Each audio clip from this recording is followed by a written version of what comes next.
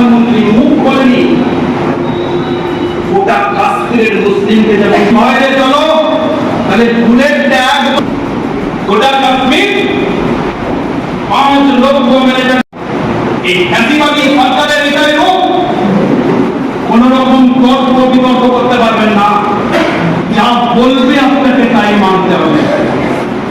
আর সেই জন্যই হিন্দু মুসলমানের ভাগ করে রেখে দিলে এই সমাজটাকে আমি শোষণ করতে পারবো ভালো করে।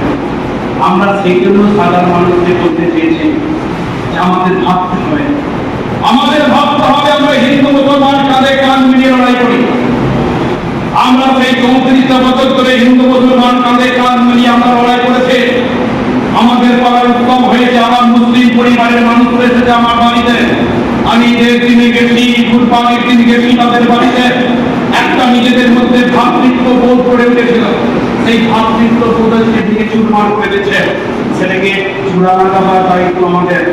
সেই ভূপেন হাজারিকার গান ভুলে গেলে চলবে না। এই সেই দেশ এখনো এখানে সোনিয়া গানের ধ্বনি, গীতা বাইবেল দীপিকা আর শোনা যায় রামায়ণী।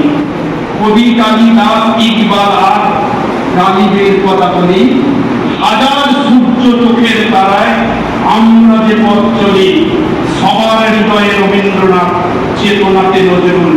এই দেশটা সেই রকম ভাবে গড়ার জন্যই আমরা সাম্প্রদায়িক শক্তির বিরুদ্ধে যার দেশে যে 10 তারিখ বর্ধমান চলো গোটা পশ্চিমবঙ্গ দাঁড়িয়ে যাবে রাস্তার উপরে।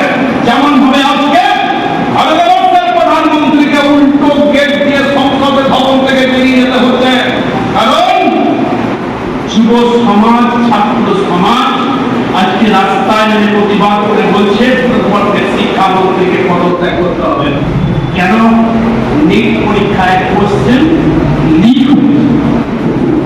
আমার ভাই, আমার বোন অনেক আশা নিয়ে রাত জেগে প্রতিদিন পড়াশোনা করে যে সরকার একটা শিক্ষা দেবে, সেই শিক্ষার আমি পরীক্ষা দেবো।